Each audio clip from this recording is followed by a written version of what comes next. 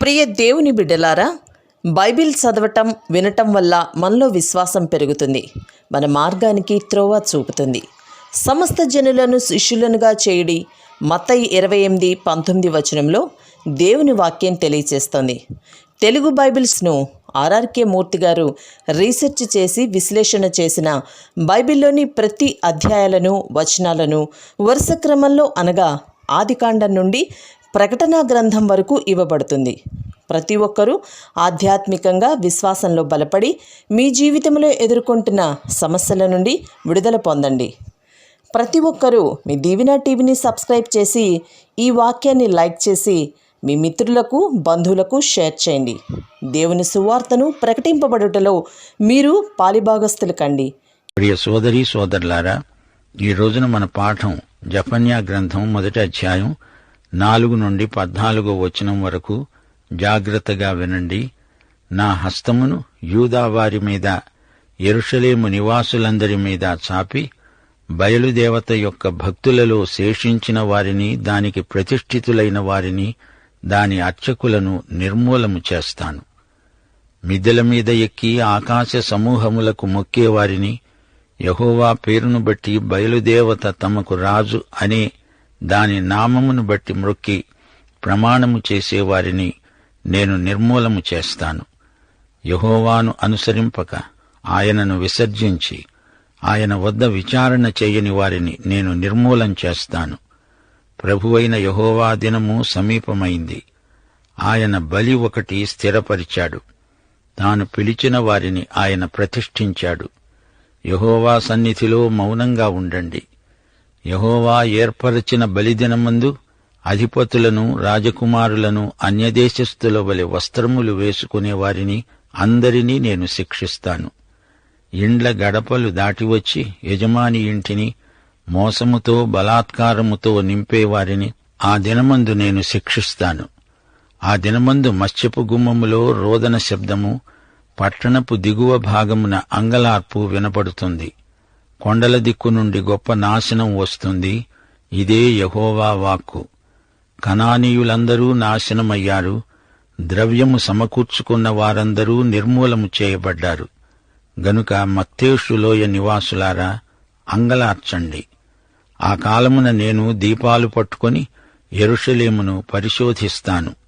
మడ్డి మీద నిలిచిన ద్రాక్షరసము వంటి వారై, యెహోవా మేలైనా కీడైనా చేసేవాడు కాడు అని మనసులో అనుకునే వారిని శిక్షిస్తాను. వారి ఆస్తి దోపుడు సొమ్మవుతుంది. వారి ఇండ్లు పాడవుతాయి. వారు ఇండ్లు కడతారు గాని వాటిలో కాపురముండరు. ద్రాక్ష తోటలు నాటుతారు గాని వాటి రసమును పానము చెయ్యరు. యెహోవా మహాదినము సమీపమైంది. యెహోవా దినము సమీపమై అతి శీఘ్రముగా వస్తోంది. ఆలకించండి, యెహోవా దినము వస్తోంది. పరాక్రమశాలురు మహారోదనం చేస్తారు. ప్రియ శ్రోతలు వింటున్నారా? దేవుడు ఖండితంగా చెబుతున్నాడు, యూదా మీదికి నా చెయ్యి ఎత్తాను. యెరూషలేము పౌరులందరినీ నేను శిక్షిస్తాను. బయలు పూజారులను తొలగిస్తాను. బయలు అర్చకులు, పూజారులు హతమైపోతారు. యెహోవా ఆరాధన విధానాన్ని కలుషితం చేసేవారిని దేవుడు తొలగిస్తానంటున్నాడు. యూదాకు, యెరూషలేముకు శిక్ష తప్పదు. బయలారాధన నిషిద్ధం. అది దేవదూషణే. దేవుడు దాన్ని ఏమాత్రమూ సహించడు. హబక్కూకు గ్రంథంలో ప్రజల మీదికి 5 విధాల శిక్షలు వస్తాయని దేవుడన్నాడు. వాటిలో విగ్రహారాధన చిట్టచివరిది. జఫన్యా తన ప్రవచనాలను విగ్రహారాధనతోనే మొదలు పెడుతున్నాడు. దేవుడు వేలుపెట్టి చూపుతున్నాడు, బయలు పూజారులారా జాగ్రత్త, దేవుని శిక్ష మీ మీదికి వస్తోంది. న్యాయాధిపతుల గ్రంథం నుంచి మానవ ప్రభుత్వ విధానాలను దేవుడు ప్రత్యేకించి చూపుతూ ఉన్నాడు.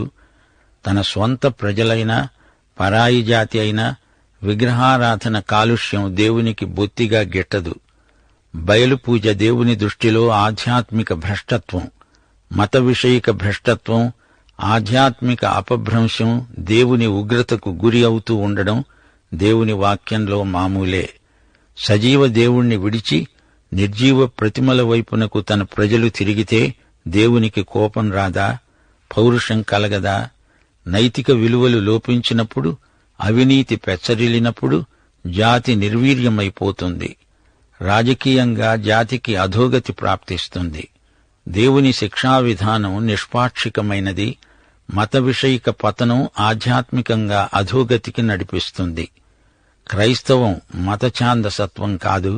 క్రైస్తవం దేవుని సజీవ ఉద్యమం. సంఘంలో విశ్వాసం మృతమైతే అదొక మతంగా, యాంత్రిక మతాచారాల కేంద్రంగా మిగిలిపోతుంది. దేవుని సంఘం బలహీనమైతే దేశమంతా రాజకీయంగా, నైతికంగా దిగజారిపోతుంది.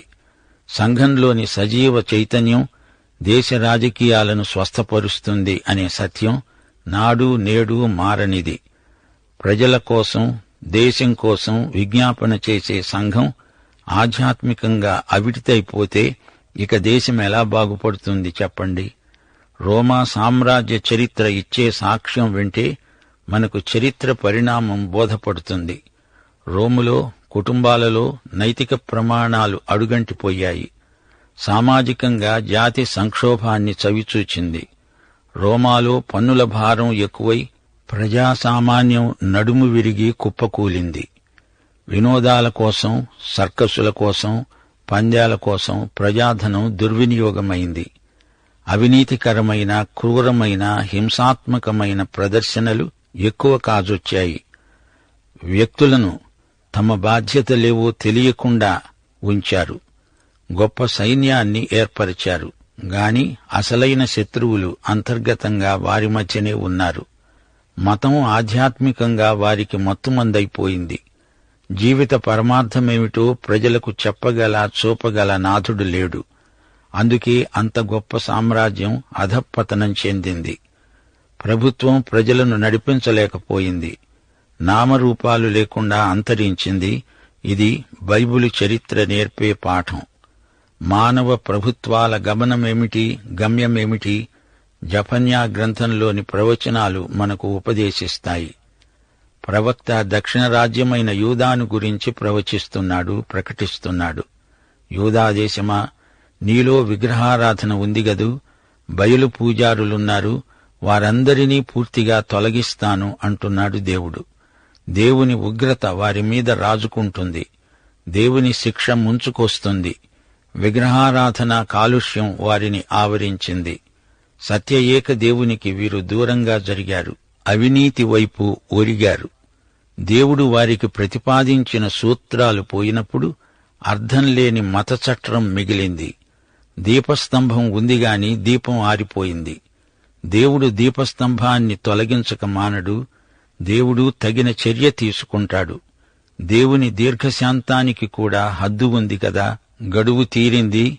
నైతికంగా, రాజకీయంగా జాతి పూర్తిగా భ్రష్టుపట్టింది. అరాచకం నెలకొన్న నేపథ్యంలో జఫన్యా ప్రవచనాలు వినపడుతున్నాయి. 3 రకాల విగ్రహారాధనలు ఇక్కడ పేర్కొనబడ్డాయి.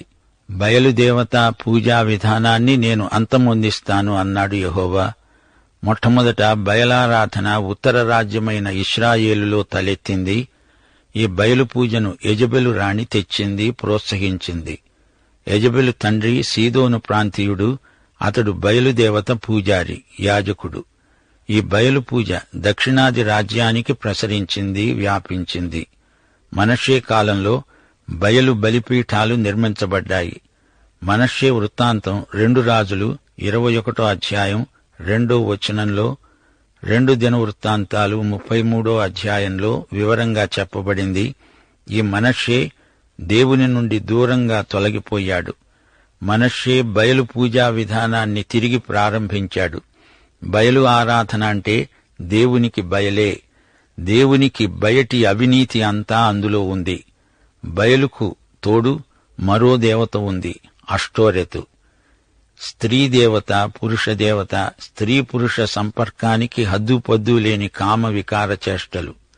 బయలు పూజలో ప్రకృతి పూజ కూడా ఇమిడి ఉంది. బయలు పూజారులు మోటు మనుషులు, సభ్యతా సంస్కారం వారెరుగరు. యోషియా రాజయ్యాడు. అతడు మంచి రాజు.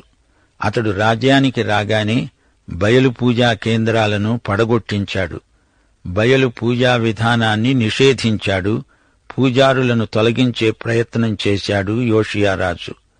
బయలు పూజారులలో కొందరు నల్ల యాజకులని ఉన్నారు. వారు నల్లటి దుస్తులు ధరిస్తారు.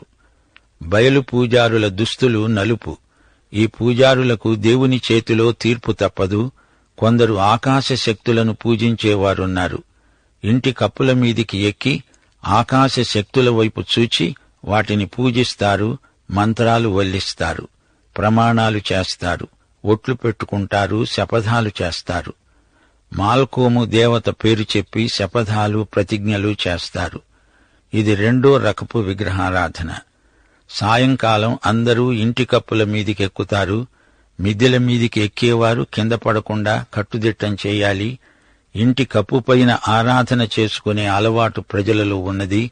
విగ్రహారాధన ఇండ్లలోకి, కుటుంబాలలోకి రవాణా అయి వచ్చింది. ఆకాశ సమూహము అంటే సూర్యచంద్ర నక్షత్రాలు. వారు సృష్టికర్తను విడిచి సృష్టమునే పూజించారు. దేవుడు మనల్ని చేశాడు, మనం దేవుణ్ణి చెయ్యాలని చూడడం కేవలం అవివేకం, అజ్ఞానం. ఇది రెండో రకపు విగ్రహారాధన. దీనిని దేవుని ప్రజలు ఆచరించడం అవమానకరం. మూడో రకపు విగ్రహారాధన ఇక్కడ పేర్కొనబడింది. మాల్కోం అనే మోలెకు విగ్రహం. మోలెకు అమ్మోనీయుల దేవత. పసిపిల్లలను ఈ దేవతకు బలి ఇస్తారు. అటు మోలెకును ఇటు యెహోవాను కూడా ఆరాధిస్తారు. ఇదొక ద్వంద్వ భక్తి యుక్తి. యెహోవా సజీవ సత్యదేవుడు అని చెబుతూ ఆయనను ఆరాధిస్తూ మళ్లీ మొలెకు దేవతకు బలులర్పించటమేమిటి? ఇదెక్కడి ద్వంద్వనీతి? అందుకే దేవుడు వారిని శిక్షించబోతున్నాడు. యెహోవా పౌరుషము, రోషము గల దేవుడు. ఆయనకు ఈ ఆధ్యాత్మిక భ్రష్టత్వం గిట్టదు. దేవుడు వారిపై కఠిన చర్య గైకొంటాడు. నిజమైన క్రైస్తవ సంఘానికి పునాది యేసే, శిరస్సు యేసే. యేసుక్రీస్తు యొక్క మూర్తిమత్వమే సంఘానికి ఆధారం. ఆయన్నే ఆరాధిస్తాము, స్తుతిస్తాము. గాన ప్రతిగానాలతో ఆయనను మహిమపరుస్తాము. ఆయనతో మనమంతా ఒకరితో ఒకరము సహవాసం చేస్తాము. సంఘములో జరిగే ప్రతి కార్యక్రమము యేసు వైపే చూపుతుంది. కొన్ని సంఘములలో యేసు పేరే తలుచుకోరు అంటే అది యేసుక్రీస్తు సంఘం ఎలా అవుతుంది? యేసుక్రీస్తు దేవత్వాన్ని కించపరిచే మాటలు పలికేది దేవుని సంఘమా? కాదు. యేసుక్రీస్తే దేవుడు. ఆయనను ఆత్మతో సత్యముతో ఆరాధిస్తాము. ఊరికే పెదవులతో స్తోత్రం చెప్పటం కాదు. యేసు ప్రబోధాలను వల్లించటమూ కాదు. ఆయనను గొప్ప బోధకుడుగా గుర్తిస్తే సరిపోదు. ఆయన మన దేవుడు. లేఖనములలోని క్రీస్తును మనం ఆరాధిస్తాము, ప్రకటిస్తాము. క్రీస్తు కేంద్రమందు లేని క్రైస్తవం మతమైతే కావచ్చునేమో కాని అది క్రీస్తు ఉద్దేశించిన ఆధ్యాత్మిక ఉద్యమం కానేరదు. క్రైస్తవమంటే క్రీస్తే. యెఫన్యా రోజుల్లో యూదా రాజ్యం ఆధ్యాత్మికంగా దివాలా తీసింది. సబ్బాతునాడు వీరు లాంఛనప్రాయంగా ఆలయానికి వెడతారు. మరో రోజు ఆలయానికి వెళ్లనే వెళ్లరు. వారు మొలెకును కూడా పూజిస్తారు. మొలెకు శరీరానికి అధిష్టాన దేవత. శారీరక తృప్తి కోసం ఏదో ఆరాధనలో పాల్గొంటున్నారు. అంతకు మించి అందులో ఆధ్యాత్మికం మరేమీ లేదు. పైగా వారి వ్యాసంగములన్నీ అవినీతికరమైనవి, అసభ్యకరమైనవి. కొందరికి సంఘ సభ్యత్వమున్నది కాని వారికి క్రీస్తుతో పాలు లేదు. వారి సహవాసములో జీవమే లేదు. క్రైస్తవ సత్యమందలి ప్రధాన సూత్రాలను వారు అమలుపరచరు. దేవుని వాక్యానికి ప్రతికూలంగా జీవిస్తారు. కట్టడం మాత్రమే సంఘం కాదు, అది కొందరికి ఆట స్థలం కాదు, ఇది పరిశుద్ధుల ప్రార్థన స్థలం. యూదా ప్రజలు మరీ వేషధారులైపోయారు. విగ్రహారాధన, సత్య ఏక దేవారాధన, ఈ రెండిటినీ కలగలుపు చేశారు. ప్రభువుకు, తమ దేవునికి దూరదూరంగా తొలగిపోతున్నారు. వారు సత్యదేవుణ్ణి, ఆయన చిత్తమును అన్వేషించిన వారు కారు. కొందరు వెనకపడినవారు, మరికొందరు ఎన్నడూ ప్రభువును ఎరిగిన వారు కారు. దేవుడంటున్నాడు, నా సన్నిధిలో మౌనంగా ఉండండి. యెహోవా దినం వచ్చేస్తోంది, దగ్గర పడింది. యెహోవా ఒక బలికార్యం ఏర్పాటు చేశాడు. దానికి ఆయన ఎవర్ని పిలిచాడో వారిని దేవుడు దాచిపెట్టాడు, ప్రత్యేకించాడు. సజీవ దేవుని ఎదుట ఎవరూ మాట్లాడకండి, దేవుణ్ణే మాట్లాడనియ్యండి. ఆయనకు ఎదురు తిరగకండి. ఈ రోజున ప్రతి ఒక్కడూ దేవుని సన్నిధి అని గుర్తించకుండా ఏమేమో మాట్లాడుతున్నారు. సోదరీ సోదరులారా, గ్రహించండి, మన దేవుడు మహాపరిశుద్ధుడు. ఆయన ఏమై ఉన్నాడో నీవెరుగుదువా? అయితే ఆయన సన్నిధిలో ఇప్పుడే సాష్టాంగపడు. ఆయనను సత్యముతో ఆత్మతో ఆరాధించు. ఆయన మహాదేవుడు. ఆయన ఈ విశ్వమంతటికి సార్వభౌముడు, సృష్టికర్త. మనమంతా ఆయన సృష్టి. యెహోవా దినము సమీపంలో ఉంది. అందరూ ఆయన సన్నిధిలో మౌనంగా ఉండండి. యెహోవా దినము అంటే ఇక్కడ తీర్పు దినం అని అర్థం. మహాశ్రమలలో యెహోవా దినం ఆరంభమవుతుంది. ఇప్పుడు మనం క్రీస్తు దినంలో ఉన్నాము. ఇది కృపాదినం. సంఘం ఎత్తబడినప్పుడు యెహోవా దినం ఆరంభమవుతుంది. దేవుని తీర్పు మొదలవుతుంది. అయితే బైబిలులో యెహోవా దినములాంటి దినములు కొన్ని పేర్కొనబడ్డాయి. నెబుకద్నెజరు యెరూషలేమును ధ్వంసం చేసినప్పుడు అది తీర్పు దినమే. ఆ తరువాత మాదీయ పారసీకులు వచ్చిపడ్డారు. ఆ తరువాత మహా అలెగ్జాండరు, ఆ తరువాత రోమక మహాసామ్రాజ్యం లేచింది. ఒకరి వెంబడి ఒకరు శత్రువులు అదే పనిగా ముట్టడించారు. దానికి ఫలితంగా రాజ్యమంతా బీడు భూమి అయింది. అదంతా తీర్పు దినానికి సంకేతం. ఈ సంఘటనలన్నీ యెహోవా దినమనే ప్రవక్తలు భావించారు. అయితే ప్రవక్తలు ఇంకా ముందుకు చూచారు. అసలు ప్రభుదినం యేసుక్రీస్తు వచ్చి రాజ్యం స్థాపించే దినం. అది సుదూర భవిష్యత్తులో జరుగనై ఉన్నది. ప్రవచనం నెరవేరే రోజు భవిష్యత్తులో రాబోతోంది. యెహోవా బలి కార్యక్రమానికి పిలువబడిన అతిథులు ప్రతిష్ఠితులు అంటే ఈ సందర్భంలో దాచబడిన వారు అని అర్థం. జఫన్యా అనే పేరుకు కూడా అర్థమిదే, దాచబడినవాడు. బలి కార్యక్రమం. బలి అయిపోయిన వారు పోగా శేషిత ప్రజలు దాచిపెట్టబడి ఉండడం. వారే ప్రతిష్ఠితులు, దేవుని ప్రజలు. సిద్కియాకు ఎంత అవమానం కలిగింది. అతడు చూస్తూ ఉండగానే అతని పిల్లలను సంహరించారు. అతని కండ్లు ఊడబెరికారు. 2 రాజులు 24-25 అధ్యాయాలలో ఈ సంగతి రాసి ఉంది. వీరందరికీ ఇది యెహోవా దినమే, తీర్పు దినం. శత్రువులు వచ్చి ఇండ్లలో పడి దోచుకుంటారు. మక్తేషు అంటే సున్నం, గచ్చు. విలాప కుడ్యము దగ్గర స్థలం. వర్తకులు వెండి బంగారు వ్యాపారం చేసేవారు. వీరందరినీ దేవుడు తొలగిస్తాడు. దీపం పెట్టి గాలించి వెతుకుతాను. నాకు, నా మహిమకు వ్యతిరేకంగా పనిచేసిన వారిని నేను పూర్తిగా తీసివేస్తాను అంటున్నాడు దేవుడు. యెరూషలేమంతా వెదికి అందలి కీడును, అక్రమాన్ని పూర్తిగా తొలగిస్తాను. అంతా బాగానే ఉందిలే అనుకున్నప్పుడు వారి మీదికి నాశనం వచ్చి పడుతుంది. వారు చూడండి ఏమి చెప్పుకుంటున్నారో. దేవుడితో మనకేం పని? ఆయన మేలు చెయ్యడు, కీడు చెయ్యడు. అయితే దేవుడు చచ్చిపోయాడని వీరి ఉద్దేశ్యమా? చచ్చిపోయింది దేవుడు కాదు, ఆ మాట అన్నవారే. వారు ఇండ్లు కడతారు కాని వాటిలో ఉండరు. వారు నాటిన ద్రాక్షతోటల ఫలసాయం వారు అనుభవించరు. శత్రుమూక వచ్చి పడుతుంది. అంతా నాశనం, సర్వనాశనం. యెహోవా దినం వచ్చేస్తోంది. యోషియా తరువాత దక్షిణాదిలో మంచిరాజు ఒక్కడూ రాలేదు. యెహోయాజు, యెహోయాకీము, యెహోయాకీను, సిద్కియా వీరందరూ అక్రమాలు జరిగించిన వారే. వీరందరికీ శ్రమలు రాబోతున్నాయి.